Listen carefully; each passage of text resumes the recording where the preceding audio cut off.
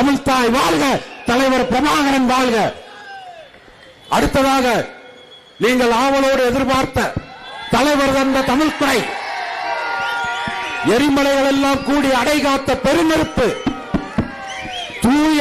தூய பசுஞ்சோலை உருவாக்கிய காட்டாறு உங்களை சந்திக்க வருகிறது. எங்கள் அருமை மூத்தவர் செந்தமிழன் சீமான் அவர்கள் உங்களோடு.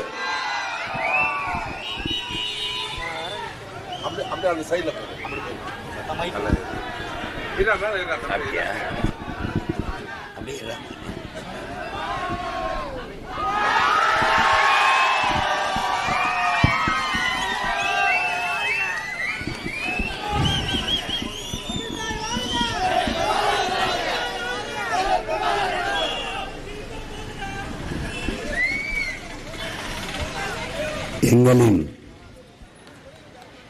உயிரோடும் உணர்வோடும் கலந்து வாழுகின்ற என் அன்பு சொந்தங்கள் அனைவருக்கும் வணக்கம்.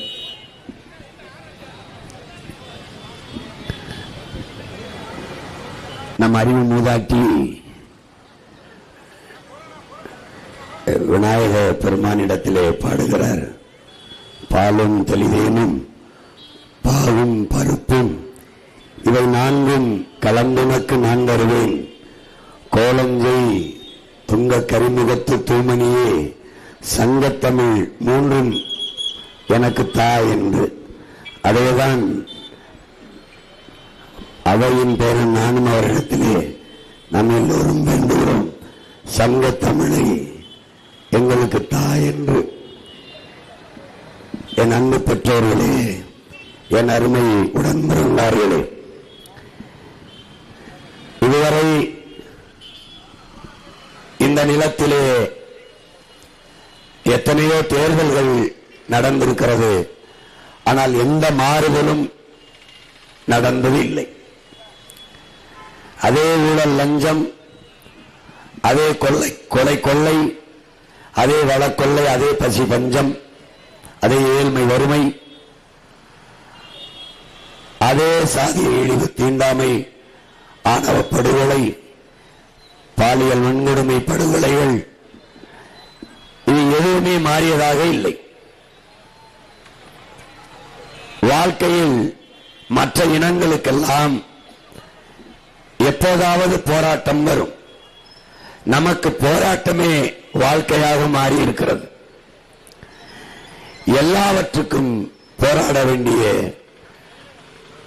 ஒரு சூழலை, ஒரு நிலையை இந்த ஆட்சியாளர்கள் நமக்கு தந்திருக்கிறார்கள்.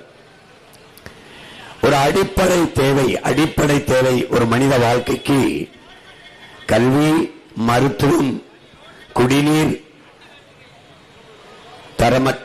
தடையற்ற மின்சாரம், பயணிக்க நல்ல பாதை, தரமான போக்குவரத்து, கல்விக்கேற்ற வேலை, வேலைக்கேற்ற சம்பளம், அதை கொண்டு வாழ்கிற மதிப்புமிக்க வாழ்க்கை, இவையெல்லாம் தான் ஒரு அடிப்படை. ஆனால் இதில் எதையுமே நிறைவேற்றாது வெறுமனே கடன் கடன் கடன் என்று வாங்கி 10 லட்சம் கோடி கடன், இவர்கள் வளர்ச்சி என்று காட்டுவது, இவர்கள் வளர்ச்சி என்று நமக்கு கட்டமைப்பது கடன் வளர்ச்சியைத்தான். இந்த 5 ஆண்டுகளில் மட்டும் 4.5 லட்சம் கோடியை இவர்கள் கடன் பெற்றிருக்கிறார்கள். கடன் பெற்று நிறைவேற்றிய ஒரு திட்டம் ஏதாவது சொல்ல முடியுமா? ஒன்றும் இல்லை. நாட்டு குடிகளில் யாராவது ஒருவன் திருடினான், ஊழல் பெற்றான், செய்தான், லஞ்சம் பெற்றான், அதுக்காக சிறை சென்றான் என்றால் சகிக்கலாம், பொறுக்கலாம். நாட்டை ஆள்பவனே, நாட்டை வழிநடத்துபவனே, நாட்டின் உயர்ந்த அதிகாரத்தில் இருப்பவனே திருடுகிறான், ஊழல் செய்கிறான், லஞ்சம் பெறுகிறான், அதற்காக தண்டனை பெற்று சிறைக்கு செல்கிறான் என்றால் நாடு எந்த நிலையில் இருக்கும் என்பதை அறிவு சமூகம், ஆண்டோரும் சான்றோரும் நிறைந்த சமூகம், கற்றறிந்த பெருமக்கள் நிறைந்த இந்த தமிழ் சமூகம் யோசிச்சு பார்க்கணும். என்ன மதிப்பு இருக்கும்? தமிழர் என்ற ஒரு இனம் உண்டு, தனித்தே அவருக்கு ஒரு குணம் உண்டு, அமிழ்தம் அவரது மொழியாம், அன்பே அவரது வழியாம் என்று நம்முடைய தாத்தா நாமக்கல் கவிஞர் ராமலிங்கம் பிள்ளை பாடுறார். இப்ப தமிழர் என்ற ஒரு இனம் உண்டு, தனித்தே அவருக்கு ஒரு குணம் உண்டு என்றால் அது என்ன குணம்? எந்த குணத்தை சொல்வது? எந்த குணத்தை சொல்வது? எந்த குணத்தை? எது? கேவலம். கேவலம். ஒரு மாண்புமிக்க இனம், உலகம் பெருமைப்பட, உலகம் போற்றி கொண்டாடுகிற அளவிற்கு வாழ்ந்த ஒரு இனம், முதலில் பண்பட்ட இனம், முதலில் நாகரிகம் அடைந்த இனம் தமிழினம். ஆனால் இன்று அநாகரிகத்தின் அவமானத்தின் சின்னமாக, சுயமரியாதைக்கென்று கட்சி கண்ட, அரசியல் இயக்கம் கண்ட ஒரு இனம் அவமரியாதை சின்னமாக அலைகிறது. இலவசத்துக்கு ஏங்கி நிற்கிறது. இலவசத்துக்கு, வேட்டி சேலைக்கு, அரிசி பருப்புக்கு அல்லாடி கொண்டு நிற்கிறது. ஒரு குறிப்பிட்ட மக்கள் ஏழ்மை வறுமையில் நிற்கிறார்கள், அவர்கள் கையேந்தினார்கள் என்றும் இல்லை. எல்லோரும் கல்வி அறிவு பெற்றிருக்கிறார்கள், படித்தவர்கள் நிறைந்திருக்கிறார்கள், ஆசிரியர் பெருமக்கள், அறிவார்ந்த சான்றோர்கள் எல்லாரும் இருக்கிறார்கள். ஆனால் இவ்வளவு அநீதி நடக்கிறது தெரிகிறது. எல்லோரும் வீதியில் வந்து போராடுகிறார்கள். ஆசிரியர்கள், மருத்துவர்கள், செவிலியர்கள், உழவர்கள், வேளாண்குடி மக்கள், மீனவர்கள், போக்குவரத்து தொழிலாளர்கள், துப்புரவு பணியாளர்கள், மகளிர் சுய உதவி குழுக்கள், போராடாதவர்கள் எவரும் இல்லை. இத்தனை போராட்டங்களை தந்தவர்கள், இவ்வளவு போராட்டங்களை மக்களுக்குள் திணித்தவர்கள் தொடர்ந்து திரும்ப எப்படி அதிகாரத்துக்கு வர முடிகிறது? பிரச்சனைகளை தந்தவர்களே எப்படி அதிகாரத்துக்கு வர முடிகிறது? எப்படி? என் தம்பி செந்தில் பாலாஜி இப்ப தெற்கு தொகுதியில் வந்து போட்டியிடுகிறார். பலமுறை கரூரில் தான் போட்டியிட்டார். நானே அவருக்கு இரட்டை இலையில் கரூரில் போய் வாக்கு சேகரித்திருக்கிறேன். அப்போது காங்கிரஸ் திமுகவுக்கு எதிராக அதிமுகவை நான் ஆதரிக்கும் போது, நாம் தமிழர் கட்சி தொடங்காத போது அவரை ஆதரித்து வேலை செய்தேன். பலமுறை அங்கே வென்றார். இப்போது அங்கேயே நிற்கவில்லை. தம்பி விஜய் அந்த ஊருக்கு போனார். அவரை பார்க்க வந்து 41 பேர் செத்தார்கள். அவர் மேல அவ்வளவு உயிர் பாசம் வைத்து செத்த மக்களுக்காகவாது அந்த ஊரில் ஏன் அவர் போட்டியிடவில்லை? ஏன் போட்டியிடவில்லை? ஒரு தலைவன் முதலாக தேர்தல் களத்திற்கு வருகிறார். தன்னை ஹீரோ என்கிறார். நான் உச்சத்திலிருந்து இறங்கி வருகிறேன் என்றார். நான் என்னுடைய உச்சத்தை விட்டுட்டு வருகிறேன் என்றார். நான் ஒரு மாஸ் என்கிறார். நான் ஒரு பிளாஸ்ட் என்கிறார். அப்படி தன் மீது நம்பிக்கை இல்லை, தன் மக்கள் மீது நம்பிக்கை இல்லை. ஒரே நேரத்தில் 2 தொகுதியில் போட்டியிடுகிறார். ஏன்? ஒரு கதாநாயகன் கான்பிடண்டா இருக்க, வெற்றி நிச்சயம், உனக்கே கான்பிடன்ட் இல்ல, அதனால நீ 2 தொகுதியில போட்டியிடுற. நீ நம்பிக்கை இருந்தால் ஒரே தொகுதியில் உன் மீது நம்பிக்கை இருக்கணும் அல்லது மக்கள் மீது நம்பிக்கை இருக்கணும். நீ ரெண்டுமே இல்லாம 2 தொகுதியில ஏன் போட்டிடுற? இன்னும் ஜனநாயகத்தில் இன்னொருக்கு இருக்கிற வாய்ப்பை என்பறிகிற. இது எப்படி? கால கொடுமை. இதெல்லாம் கால கொடுமை. ஒருவன் ஒரு பதவியில் இருக்கும் போதே இன்னொரு பதவிக்கு போட்டியிடுவது, ஒருவன் 2 தொகுதியில் போட்டியிடுவது, ஒன்னு தன் மீது நம்பிக்கை இல்லை, மக்கள் மீதும் நம்பிக்கை இல்லை. அதைத்தான் காட்டுகிறது. எந்த மாதிரி எடுத்துக் கொள்கிறது என் மக்கள்? எந்த மாதிரி என் மக்கள் இதையெல்லாம் பொறுத்து சகித்துக் கொள்கிறார்கள்? எப்படி? வாக்குக்கு காசு கொடுக்கிற மரபை என் மக்கள் எப்போது சகிக்க தொடங்கினார்கள்? ஒரு நேர்மையாளன், ஒரு நல்ல ஆட்சி தர வேண்டும், மக்களுக்கு தன்னலமற்று சேவை செய்ய வேண்டும் என்கிற எண்ணம் கொண்டவன் எதற்காக ஓட்டுக்கு காசு கொடுக்க வேண்டும்? ஏன் காசு கொடுக்க வேண்டும்? நாங்கள் தரவில்லையே, ஆனால் எங்களுக்கு மக்கள் ஓட்டு போடாமல் இல்லையே, எங்களுக்கு வாக்கு செலுத்துகிறார்களே. நீங்கள் சாதி சொன்னீர்கள், மதம் சொன்னீர்கள், சாராயம் கொடுத்தீர்கள், சாப்பாடு கொடுத்தீர்கள், பணம் கொடுத்தீர்கள். அதையும் தாண்டி 36 லட்சம் மக்கள் எங்களை தேடி எளிய பிள்ளைகளுக்கு வாக்கு செலுத்தி 3வது பெரிய கட்சியாக உயர்த்தது எப்படி? இன்னும் இந்த மண்ணில் உண்மையை, நேர்மையை, தூய்மையை, வாய்மையை, நல்ல அரசியலை, நல்ல ஆட்சியை விரும்புகிற மக்கள் செத்து போகவில்லை என்பதை உங்கள் பிள்ளைகளின் வளர்ச்சி காட்டுகிறது. நான் யார்? என்ன பின்புலம்? எங்கள் அப்பன் அமைச்சரா, இல்ல மந்திரி மகனா, இல்ல பெரிய செல்வந்தர் மகனா? எதுவும் இல்லை. படம் எடுத்து பஞ்சம் பிழைக்க வந்த மகன் என் இன விடுதலைக்கு படையை கட்டி நடத்துகிற நிலைக்கு தள்ளியவர் யார்? இந்த ஆட்சியாளர்கள். கண்முன்னே என் இனத்தை கொண்டு வித்தார்கள், என் நிலத்தின் வளத்தை சுரண்டி வித்தார்கள், மீன் பிடிக்க போன என் மக்களை சுட்டுக் கொண்டார்கள், கேட்க நாதி இல்லை. ஆந்திர காட்டுகளில் கட்டையை வெட்டினான் என்று சுட்டு போட்டார்கள், கேட்க ஒருவனும் இல்லை. கணக்கில்லாத என் மலையை வெட்டி ஏற்றினார்கள், மணலை அள்ளி திருடினார்கள், என் நீரை உறிஞ்சி வித்தார்கள், நச்ச ஆலைகளை என் தாயின் நிலமங்கம் நட்டார்கள், கேட்க ஒருவனும் இல்லை. என் காற்று மாசுபட்டு போனது, என் நீர் விஷமாகி போனது, என் உணவு நஞ்சாகி போனது. நான் என் பிள்ளைகளுக்கு என்ன விட்டு விட்டு போகுது? நாங்கள் வாழ்வதே பிரச்சனை. இத்தனை கோடி பிரச்சனையில் சிக்கி தவிக்கிறோம். எங்கள் பிள்ளைகளை எப்படி இந்த மண்ணில் விட்டு விட்டு போவது? என்ன இருக்கும்? என்ன இருக்கும்? வங்கியில் பணம் போட்டு வைப்பேன், வங்கி வட்டி தரும், சாப்பிட ரொட்டி தருமா என்ற கேள்விக்கு யாரிடத்தில் பதில் இருக்கிறது? யாரிடத்தில் பதில் இருக்கிறது? கார் இருக்கும் வீட்டு வாசலில், குடிக்க நீர் இருக்குமா என்ற கேள்விக்கு யாரிடத்தில் பதில் இருக்கிறது? இங்கே போட்டியிடுற என் மகன் யார்? யார்? இவன் வயதில் தமிழ்நாட்டில் சட்டசமன்றத்தில் போட்டியிடுகிற ஒரு மகன்.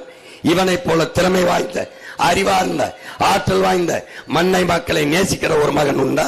இல்லை. நாங்கள் யார்? உங்கள் பிள்ளைகள். உங்கள் துயரத்தில், உங்கள் துன்பத்தில், உங்கள் கண்ணீரில், உங்கள் கவலையில் தோய்ந்து துவண்டு துவண்டு உங்கள் அழுகையும் வேதனையும் பார்த்து அதிலிருந்து வளர்ந்து வளர்ந்த பிள்ளைகள் இந்த துயரத்தை, இந்த துன்பத்தை துடைக்க முடியாதா என்று ஏங்கி தவித்து நின்ற பிள்ளைகள். வழியே இல்லை என்ற இடத்தில் நாங்களே வழியாக வந்தோம். இதை கற்பித்தவன் யார்? பாதையை நீ தேடாதே, உருவாக்கு என்ற எங்கள் தலைவன் பிரபாகரன் சொன்ன புரட்சி மொழிக்கேற்ப ஒரு புதிய பாதையை வகுத்து நிற்கிறோம். புதிதாக ஒன்று நாங்கள் யோசிக்கவில்லை. நம் முன்னவர்கள் தந்ததுதான். நம் முன்னவர்கள் அவையே உன் தமிழெல்லி பருகவே நான் வந்தேன் என்ற என் முருக திருமான், எங்கள் முருகப் பெருமானின் தமிழ் செத்து போனது, மீட்க காக்க வந்தோம். நக்கீரா உன் தமிழோடு சற்று விளையாடவே நான் வந்தேன் என்ற என் சிவனின் தமிழ் செத்து போனது, அதை மீட்க காக்க அவன் பிள்ளைகள் நாங்கள் வந்தோம். என் அடையாளம் அழிந்து போனது, பெருமை மிக்க இனத்தின் மக்கள், அவன் பிள்ளைகள் நாங்கள். எங்களுக்கு என்ன அடையாளம் இருக்கிறது? என்ன அடையாளம் இருக்கிறது? இந்த நாட்டின் விடுதலைக்கு போராடி செத்த என் வீர பெரும்பாட்டன் தீரன் சின்னமலைக்கு ஓடாநிலையில் ஒரு சிலை இருக்கிறது, சென்னையில் ஒரு சிலை இருக்கிறது. வேற என்ன அடையாளம் இருக்கிறது? அவனை படிக்க வரலாற்றில் பாடம் இருக்கிறதா? என்ன இருக்கிறது? கீழ் நோக்கித்தான் தண்ணீர் வாயும், ஆனால் மேல் நோக்கி தண்ணீரை எடுத்துக் கொண்டு போய் பாசனத்துக்கு பயன்படுத்திய ஒரு அணையை கட்டியவன் என் பாட்டன் காளிங்கராயன். அவன் பெருமை ஏதாவது இந்த மண்ணில் பேசப்படுகிறதா? பேசப்படுகிறதா? தேசிய கொடி, இந்திய நாட்டின் கொடி தரையில் தாழக்கூடாது என்று கொடியை காத்து நின்ற குமரனின் புகழ் போற்றப்படுகிறதா? இன்று வரைக்கும் அந்த கொடி காத்த குமரனுக்கு ஒரு மண்டபம் கட்டி போற்றுங்கள் என்ற அரசிடத்தில் முறையிட வேண்டிய தேவையில் இருக்கிறது. அறிவு சமூகமே, 300-400 கோடியில் ஐயா ஈவேராவுக்கு நூலகம் கட்டுகிறோம், பெரியாரின் அறிவு உலகம் என்று கட்டுகிறார்களே, என்ன அறிவு? என்ன அறிவு? படிப்பிக்கிற ஆசிரியன் பாதையில் நிற்கிறான், அவன் படிப்பிச்சால் தான் நூலை படிக்க முடியும். பள்ளிக்கூடம் குட்டிய சுவராக கிடக்கிற போது நூலகம் எதுக்கு 300-400 கோடியில்? 3 கோடியில் கட்டினால் 300 பேர் நாம் இருந்து படிக்கிற நூலகத்தை கட்டிவிடுகிற போது முடியும் போது எதுக்கு 300 கோடியின் நூலகம்? எதற்காக? தமிழ் எழுத படிக்க தெரியாத 3 தலைமுறையை உருவாக்கிவிட்டு எந்த நூலகம் எதற்கு? எதற்கு நூலகம்? எதற்கு இவ்வளவு ஆடம்பரம்? எதற்கு இவ்வளவு படோடமம்? எதற்கு? எதற்கு?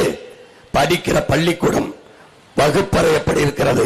இந்த திராவிட தலைவர்களின் கல்லறை கடற்கரையில் எப்படி இருக்கிறது என்பதை பாருங்கள். எப்படி இருக்கிறது? எந்த மாதிரி சமூகம் கட்டமைக்கப்படுகிறது? பழச்சாறு கடையில் கூட்டம் எவ்வளவு? டாஸ்மாக் கடையில் கூட்டம் எவ்வளவு? திரையரங்களில் கூட்டம் எவ்வளவு? நூலகத்தில் கூட்டம் எவ்வளவு? எவ்வளவு? என்ன மாதிரி சமூகம்? எதை நோக்கி நகர்கிறது? எதை நோக்கி நகர்கிறது? பொங்கலுக்கு 1000 ரூபாய் இந்த பக்கம் ரேஷன் கடை வாங்கி, சாலைக்கு இந்த பக்கம் டாஸ்மாக், அந்த வாங்கி அதே கூட்டம் டாஸ்மாக் கடையில். எந்த மாதிரி சமூகம்? அறிவு சமூகம் எப்படி இது சகிக்கிறது? உலகம் உன்னை எப்படி பார்க்கும்? எப்படி பார்க்கும்? முன்பு உலகத்திலே நான் தமிழன் என்று திமிரோடு சொல்லி திரிந்தாய், இப்ப சொல்ல முடியுமா? சொல்லு, சொல்லு. முதலாக உலகத்திலே கடற்படை கண்டவன் நீதான். பினராப் முகர்ஜி நாட்டின் குடியரசுத் தலைவராக இருக்கும் போது ஒரு கப்பலை, போர்க்கப்பலை இந்திய நாட்டு ராணுவத்திற்கு கொடையாக கொடுக்க வருகிற போது கடல்லே அதை இறக்கி விடும்போது அவர் சொல்கிறார், இந்திய நாட்டின் கடற்படைக்கு முன்னோடி ராஜேந்திர சோழன் என்று சொல்கிறார். ஒரே ஒரு மகன் தான் கேட்டேன், ராஜேந்திர சோழன் தெரியுதில்ல, அப்ப அந்த கப்பலுக்கு பேர் ராஜேந்திர சோழன் வைக்காம என்ன இதுக்கு நீ அர்ஜுனன் வச்சாயின்னு கேட்டேன். அவன் வில்லம்பில் சிறந்தவன் என்றால் ஏவுகணைக்கு நீ அர்ஜுனா என்று ராணுவ ஏவுகணைக்கு வைத்திருக்கலாம். கப்பலுக்கு என் பாட்டன் அரசேந்திரன் சோழன் பேரை ஏன் நீ வைக்கல கேட்க அன்னைக்கு உன் மகன் அதிகாரத்தில் இல்லை. அப்ப திட்டமிட்டு உன் அடையாளங்கள் மறைக்கப்படுகிறது, மறைக்கப்படுகிறது. என்ன வச்சிருக்க நீ? என்ன வச்சிருக்க? என்ன வச்சிருக்க சொல்லு, என்ன வச்சிருக்க? நீ எப்படிப்பட்ட நிலையில் இருக்க? இங்க பாரு, கெயில் எரிவாயுன்னு ஒண்ணு கேரளாவிலிருந்து ஒரிசாவுக்கு போகுது, ஒரிசாவுக்கு போகுது. கேரளாவிலிருந்து தமிழ்நாட்டுக்கு வரும்போது நெடுஞ்சாலை வழியே வருது. தமிழ்நாட்டிலிருந்து கர்நாடகா வழியே ஓசூருக்கு போகும்போது நெடுஞ்சாலை வழியே போகுது. ஆனால் உன்னிலத்தில் மட்டும், உன்னாட்டில் மட்டும் நஞ்சை நிலத்தை நெஞ்சை இரண்டாக பிளந்தது போல நஞ்சை நிலத்தை பிளந்து வயலுக்குள்ள போகுது. ஏன் ஏன் போகுது? ஏன் பாதை வழியே போகல? ஏன் போகல? ஏன் போகல? புதைச்சது ஐயா கருணாநிதி, புதைச்சது ஐயா கருணாநிதி. நான் அந்த போராட்டத்தில் கெயில் எரிவாயு குழாயை வயலுக்குள்ள புதைக்க கூடாது என்று போராடிய போராட்டத்தில் பங்கேற்றவன், உன் உடன் பிறந்தவன் நான். என் சித்தப்பன் பெரியப்பன் கேட்டேன், ஏப்பா நீங்க அப்ப அனுமதிச்சு? தெரியலையே ஐயா, தெரியலையே. தண்ணி போகுதுன்னா நிலம் குழுன்னு தான் இருக்கும்னு கொடுத்துட்டோம் நாங்க. அப்புறம் எப்ப தெரியுது எரிவாயு போகுதுன்னு? ஒரு சட்டம் வருது. எப்படி வருதுன்னா, இந்த எரிகாற்று குழாய், எரிவாயு குழாய் போற இந்த குழாய் வெடிச்சிருச்சுன்னா அதனால ஒரு இழப்பு ஏற்பட்டா, ஒரு பேரிடர் ஏற்பட்டா நிலத்தின் உரிமையாளரே பொறுப்பேற்க வேண்டும்.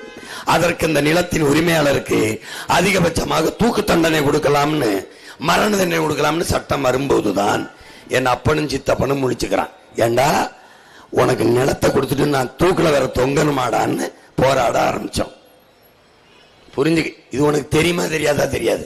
போராடி நிறுத்தி வச்சிருக்கேன், நல்லா கவனிச்சுக்க. இதை போதைக்க அனுமதிச்ச பெருந்தகை உங்க ஐயா கருணாநிதி. அப்புறம் போராடி தடை விதிச்சிட்டோம். இப்போ உச்ச நீதிமன்றத்தில் வழக்கு போகுது. யார் போட்டா? கெயில் எரிவாயு நிறுவனத்துக்காரன். நாங்க என்ன கோரிக்கை வைக்கிறோம்? கேரளாவிலிருந்து இங்க எப்படி வந்துச்சோ, இங்க இருந்து கர்நாடகா எப்படி போகுதோ அதே மாதிரி பாதை வழியே உள்ள குலைச்சு கொண்டு போ, நிலத்துக்குள்ள புதைக்காத. இது எங்க கோரிக்கை. அங்க போகும்போது அம்மையார் ஜெயலலிதா முதலமைச்சர். அப்ப வழக்கு நடக்குது. வழக்குக்கு மிக உயர்ந்த அரசு வழக்கறிஞர்களை அனுப்பாம அவர்களுடைய உதவியாளர்களை அனுப்பிடுறாங்க. அவங்க மேல இருக்கிற ஊழல் குற்றச்சாட்டு வழக்குக்கு கர்நாடகா நடந்த போது நீதிமன்றம் திறப்பதற்கு முன்பே மிக மதிப்புமிக்க மூத்த வழக்கறிஞர்களை நீதிமன்றம் திறப்பதற்கு முன்பே வாசல்ல காத்திருக்க வச்சு கதவை திறந்தவுடனே உள்ள போய் பிணையை வாங்கிறதுக்கு அனுப்புன அம்மையார் ஜெயலலிதா இந்த நாட்டின் மக்களினுடைய நலன் கருதி நடக்கிற கெயில் எரிவாயு வழக்குல மூத்த வழக்கறிஞரை அனுப்பாம அவனுடைய உதவியாளன், அவனுடைய அசிஸ்டன்ட், அவனுடைய ஜூனியரை அனுப்பி அங்க போய் முன்னிறுத்திட்டான். 3 நீதிபதிகள் இருந்த அமர்வுல ஒரு ஜூனியர் நிக்கும் போது அவன் கேட்டான், எங்க உங்க சீனியர்னு கேட்டான், எங்க உங்க மூத்த வழக்கறிஞர். அவரு வேற ஒரு வழக்குக்காக போயிட்டாருன்னு சத்தியம் பேசுறவன் மகன் கேட்டுக்க வெறுப்புல அந்த கோப்பை ஃபைல மூடிட்டு நீ புதைச்சு கண்டு கையில் எரிவாயு நிறுவனத்துக்கிட்ட போயிட்டான். எவ்வளவு மக்கள் நலன் சார்ந்த அதிகாரத்தை நிறுவிருக்கா என்பதுக்கு. இதெல்லாம் நடந்ததா உனக்கு தெரியுமா? தெரியுமா? உனக்கு தெரியுமா? கீழே கையில் எரிவாயு, மேல உயர் மின்னழுத்த கோபுரம், கீழே எரிவாயு போகுது, மேல மின்னழுத்த கோபுரம் போகுது, மின் கம்பி மேல போகுது, இங்க டியூப் லைட்டை வச்சா எரியுது, மேல மின்சாரம், கீழே எரிவாயு. எப்படா ஒரு விவசாயி நிலத்தின் விவசாயம் பண்ணுவான்? எப்படி பண்ணுவான்? எப்படி பண்ணுவான்? 60 வருஷமா அத்திக்கடவா விநாயகர் திட்டத்தை பேசிட்டு இருக்கான். எப்படி? எங்க அப்பா வயசுல இருக்க ஒருத்தர், ஐயா மகனே 65 வருஷமா போராடுறோம்டா, இதுக்கு ஏதாவது ஒரு முடிவை சொல்றான்னு. நான் என்ன முடிவை சொல்றது? ஒன்னே மாதிரி ரோட் நின்று கத்திக்கிட்டு இருக்கேன், நான் எங்கடா முடிவை சொல்றது? எங்க சொல்றது? எங்க சொல்றது? வைத்தியக்காரா, உன் நாட்டை குப்பை மேடாக்கிட்டாங்கடா. திருப்பூர் பூரா பிளாஸ்டிக் நெகிழி குப்பையா கிடக்கு, தெருவில் நின்று போராடுறடா நம்ம மக்கள். உன் ஆட உன் தாயின் மடியை. இந்த மரம், இந்த மரம்டா, இந்த மரம் பூமி தாய்க்கு நன்றி கடனுக்கு, வேருக்கு வேர்ல இருந்து நீர் அனுப்பிய தாய்க்கு பூவை கொட்டி நன்றி சொல்லுறா. பூவை கொட்டி என் தாயே வணக்கம்ங்கிறா, வணக்கம்ங்கிறா. பிள்ளையாருக்கு பூ போடுற, பிள்ளையாருக்கு மாலை போடுறாய். டேய், உன்னைய பெத்த தாய்க்கு மூஞ்சில குண்டா போடுறியடா, நெஞ்சில குண்டா போடுறியடா, முகத்துல குப்பையை கொட்டிடா. பரதேசி குப்பைய நீ பூவை போட வேணாம்டா. பிளாஸ்டிக் நெகிழி குப்பையை போட்டு முடியே. அறிவு சமூகம் செய்யற செயலாடா. படிக்கிறியா இல்லையா? பூமி அழிக்க அணுகுண்டு தேவையில்லை, பிளாஸ்டிக்கே போதும்ங்கிறான். யாரு? பாலித்தினே போதும்ங்கிறான். அணுகுண்டு உடனே அழிக்கும்டா, இது கொஞ்சம் கொஞ்சமா அழிக்கும். ஆனா அழிக்கும். எதை நீ படிக்கிற? என்ன படிக்கிற? எதையுமே கற்றுத்தராத ஒரு பள்ளிக்கூடத்தை வச்சு பாடையை கூட்டிக்கிட்டு இருக்க. என்ன பண்ற? மரம்னா என்னன்னு தெரியல, மலைனா என்னன்னு தெரியல, காற்றுனா என்னன்னு தெரியல, நீர்னா என்னன்னு தெரியல, நிலம்னா என்னன்னு தெரியல, கொக்கு குருவினா எதுக்குன்னு தெரியல. பறவைகள் பறவையிலடா விதையை தூவும் தூதுவர்களா பறவைகள்.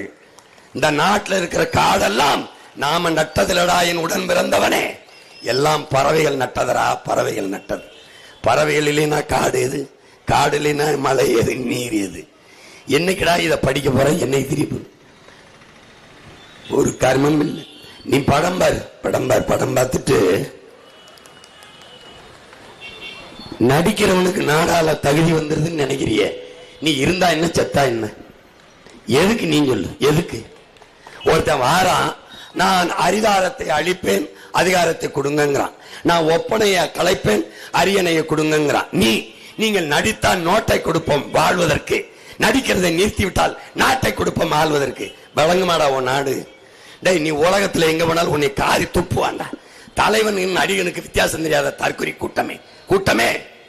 ஏண்டா, உனக்கு கோவை செலியனும் தலைவன், தீரன் சின்னமலையும் தலைவன், உனக்கு பண்டார வன்னியனும் தலைவன், உனக்கு வாவுச்சியும் தலைவன், என் பாட்டை வாவு சிதம்பரனாரும் தலைவன், கொடியாத்த குமரன் தலைவன், காமராஜன் தலைவன், கக்கனும் தலைவன், அயோத்திதாசனும் தலைவன், ரெட்டமலி சீனிவாசன் தலைவன், MC ராஜாவும் தலைவன். ஐயோ ஐயோ ஐயோ, ஒன்னு ரெண்டு தவறு நடந்துருச்சு. நாங்க உங்க கூட பிறந்தது இல்ல, நீங்க எங்க கூட பிறந்தது, ரெண்டுல ஏதோ ஒண்ணு தப்பு.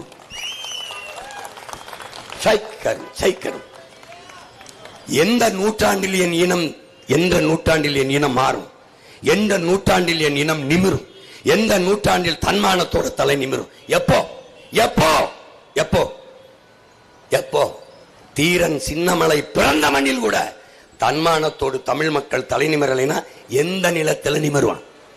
எந்த நிலத்தில் நிமிருவான்? எங்க எங்க உன்னுடைய தன்மானமும் தன்மானமும் ஈனமானமும் எங்க எங்க போச்சு? எவ்வளவு வளங்கொழிக்கிற நிலம், எவ்வளவு நாகரிகம் பண்பாடு அடைந்த நிலம், எவ்வளவு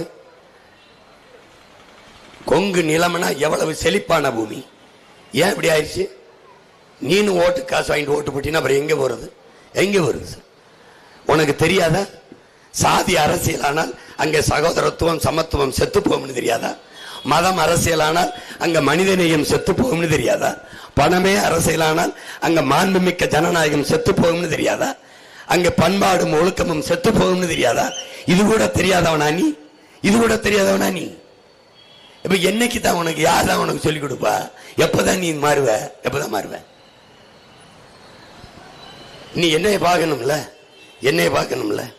2 விழுக்காடு 3 விழுக்காடு 1 விழுக்காடு அரை விழுக்காடு ஓட்டு வச்சிருக்கவனுக்கு 20 சீட்டு 30 சீட்டு 40 சீட்டு நோட்டுனா 8.5 விழுக்காடு 36 லட்சம் ஓட்டு வச்சிருக்கேன். எனக்கு எவ்வளவு பேரம் பேசப்பட்டிருக்கும்னு நீ யோசிக்கணுமா? அதையெல்லாம் இடது கைட்ட தள்ளிட்டியா உன்னை நோக்கி வர்றேன். பணம் வேணும்னா போயிருப்பேன்ல, இனம் வேணும்னா முன்னாடி வந்து கத்திக்கிட்டு இருக்கேன். பதவி வேணும்னா போயிருப்பேன்ல. பதவியா என் மக்களுக்கான உதவியானா என் மக்களுக்கான உதவி, பிழைப்பா என் மக்களுக்கான உழைப்பானா என் மக்களுக்கான உழைப்பு. இப்ப இந்த வேறுபாடு புரியுதா இல்லையா? புரியுதா இல்லையா? ஏதோ ஒண்ணு போ. நீ தொழுகிற, தேவாலயங்கள்ல போய் ஜெபிக்கிற, கோயில்ல போய் வழிபடுற, என்ன சொல்லி கும்பிடுவ?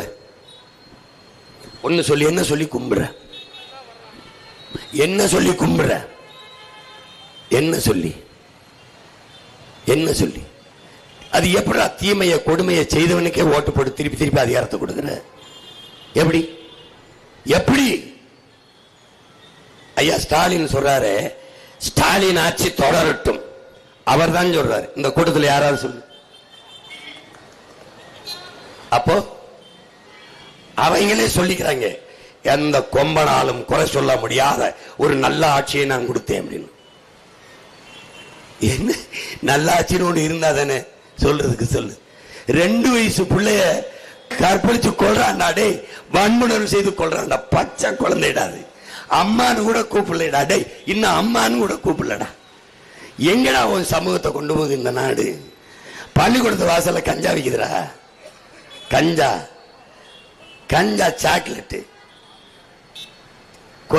Cocaine cigarette. இது நாடாடாது? இது நாடா? பள்ளிக்கூடத்துக்கு போறவன் பைக்கூட்டில் புத்தகத்தையும் பேனா வச்சுட்டு போகாம அருவாளை வச்சுட்டு போறான்டா. 8ஆப்பு படிக்கிற பையன், 8ஆப்பு படிக்கிற பையில வெட்டுறான்டா. என்னடா கற்பிக்குது ஒரு நாடு? எதை நோக்கிடா நகர்த்துது? சக மனிதனை வெட்டி கொள்ளலாம், அவன் உயிரை பறிக்கலாம். 18 வயது இளைஞன் சிந்திக்கிறான்னா எவ்வளவு மாண்பு கொண்ட ஒரு இனம்டா. உனக்கு தெரியுமா?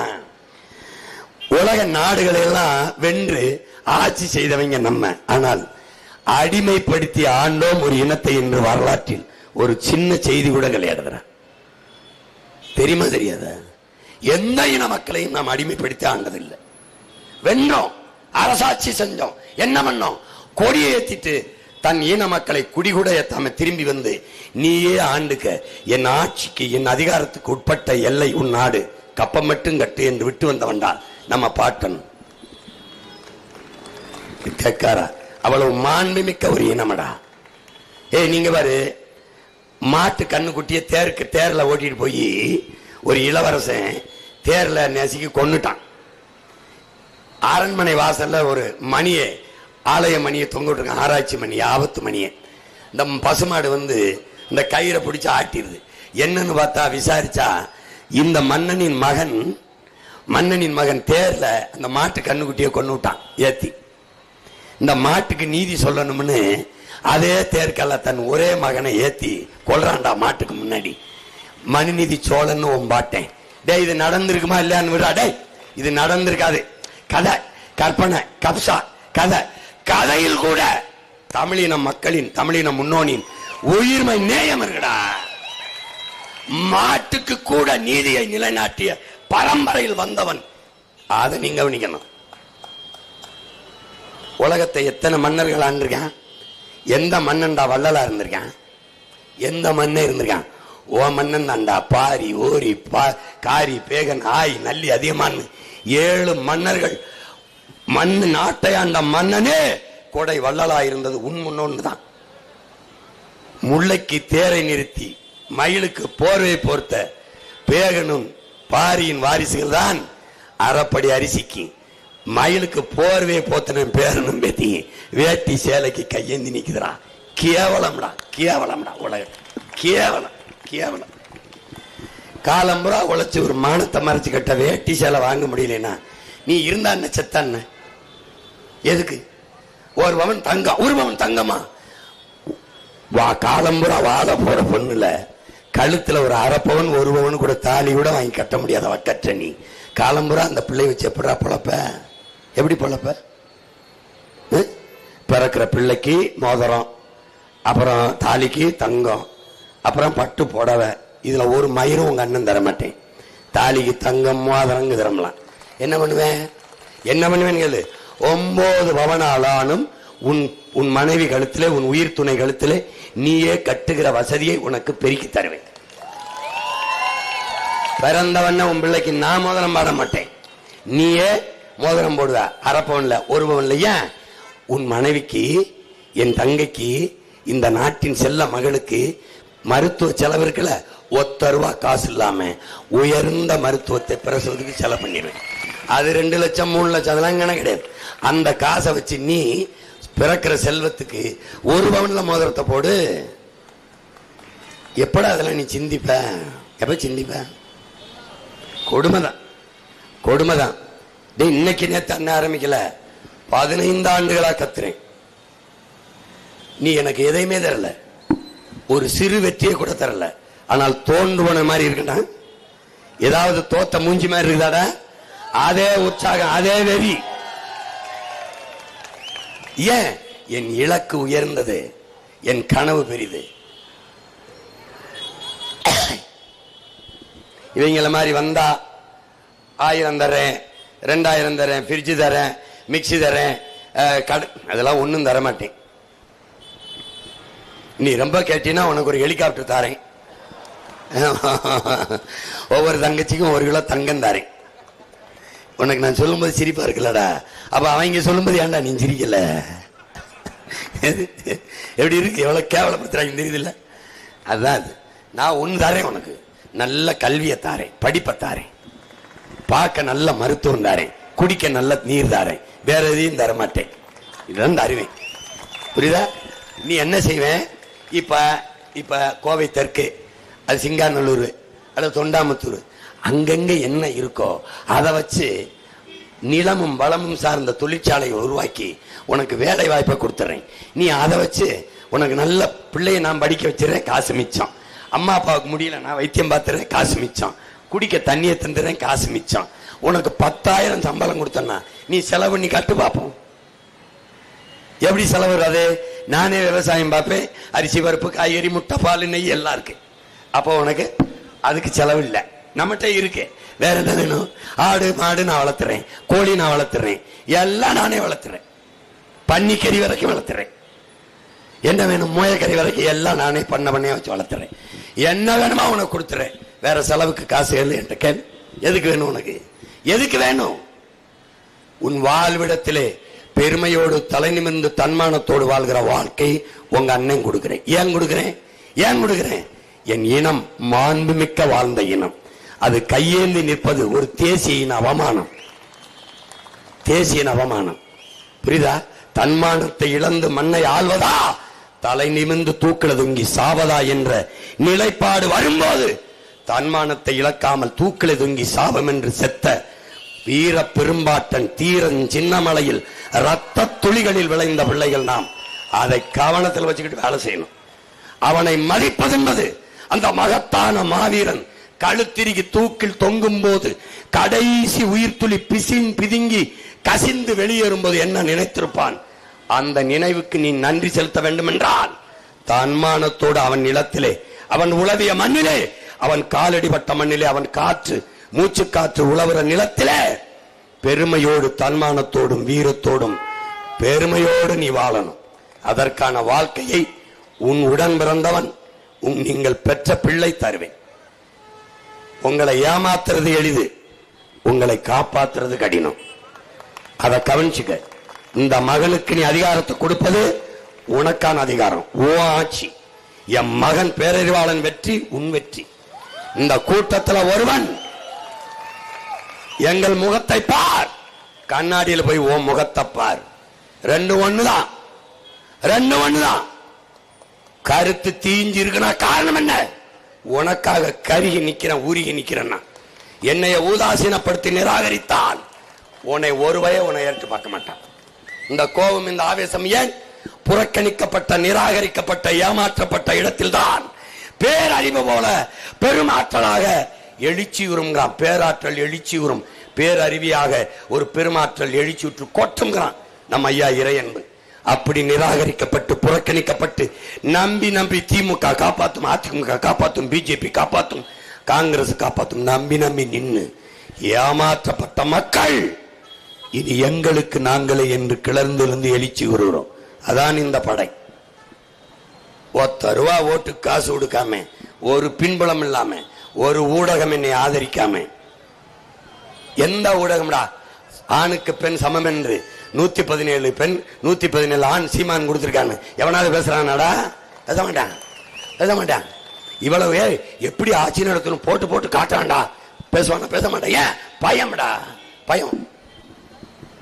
ஏன்? சீமான் ஆபத்தானவன்கிறான். யாருக்கு?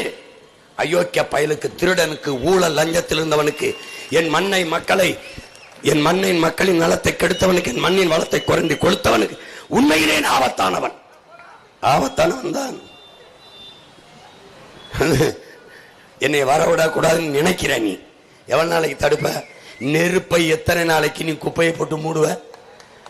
வாய்கிட்ட ஊதி மேகத்தை நீ கலைக்க முடியும்னு நம்புற. எப்படி கலைப்ப? ஒண்ணுமே செய்ய முடியாது. நான் வென்றே தீர்வேன், வென்றே தீர்வேன். நான் இல்ல, என் முன்னவர்களின் கனவு, ஆன்மா, அவனுடைய வலிமை. எவனோடும் சேராதின்னு நான் எடுத்த முடிவில்லை. அவன் சொல்றான், உயர்ந்த நோக்கத்தை கொண்டு அதுவே உன்னை வழி நடத்துங்கிறான். என் நோக்கம் சொல்லுது, எவனோடும் சேராத, போ, போடா போடா.